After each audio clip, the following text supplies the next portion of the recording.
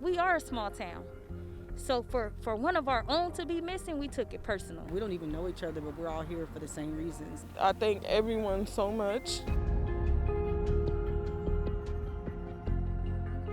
California City has many secrets. Cold case files piling up about the missing and murdered, many questions that deserve answers. Her husband had put a shotgun to her face in front of my granddaughter and basically threatened her life. That day, almost 10 years ago, was the last time Sherry Smith saw her daughter, Desiree Thompson. It was the same day Desiree was in a domestic dispute with her estranged husband. She was planning on leaving him. That morning started out as just another day. She was in good spirits. We discussed the fact of her moving on, and she was waiting on grant money to come in from college courses that she had applied for. And she was going to go find another place and move away from him. Desiree called her mom at about 8:30 that night. Smith now realizes it was the last time she heard her daughter's voice. She filed a missing persons report. An investigation began, interviews, searches, posters, and then nothing. Nothing. My daughter would have never.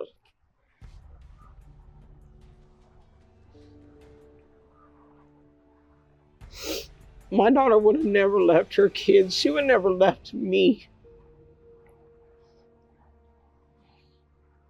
She loved her kids. The California City Police named the estranged husband, Edward Gibson III, as a person of interest.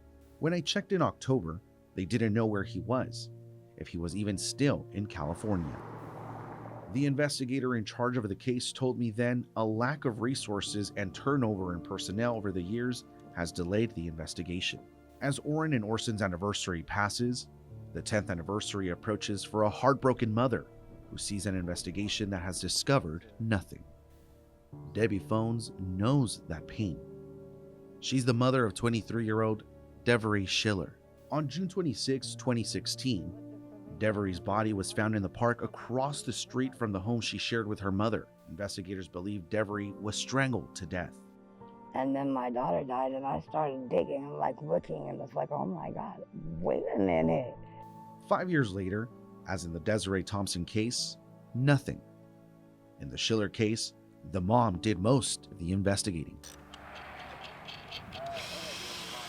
In 2019, she saw the movie 3 Billboards Outside Ebbing, Missouri. Inspired by the film, she rented 3 billboards outside California City, begging for help solving her daughter's killing. Still, nothing.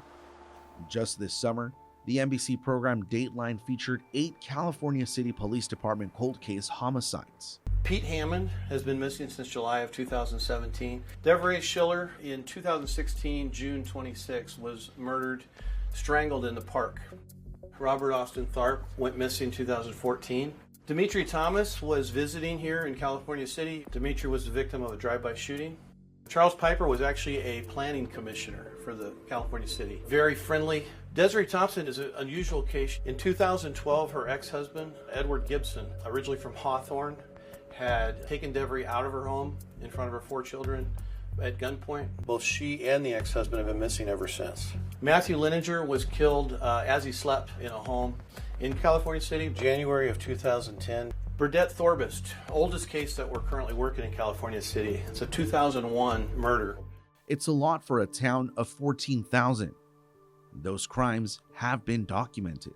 There's no telling what unreported mysteries lie in the sagebrush of the huge desert that borders Cal City on all sides. It's a dark element out there. And there should not be so many cold cases not being solved, not being cared about. Inaction from local police is a common complaint. Currently, we have a very small department. I don't know if you know, but we're in landmass. We're the 3rd largest city in the state of California after Los Angeles and San Diego. We've got 205 square miles, and including myself, sworn personnel, we have 14 people. Is that the reason why so many other cases have sort of, quote unquote, gone cold? No, I don't think so. In fact, the cold cases we do have, we still are actively working. I have one criminal investigator that I have part-time, that he's here 4 days a week working those cases.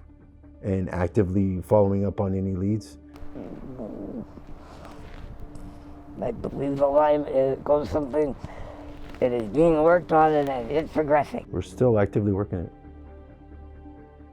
I mean, I can't give you a whole lot more than that, but we still are actively working that. What does that mean to you? What does California City mean to you? I despise it. I despise everything about Cal City. These are just a few of the cases that have gone unsolved in California City. Cases that could be closed with one phone call. If you have any information that could bring justice to these families, call the California City Police tip line, 855-227-3656.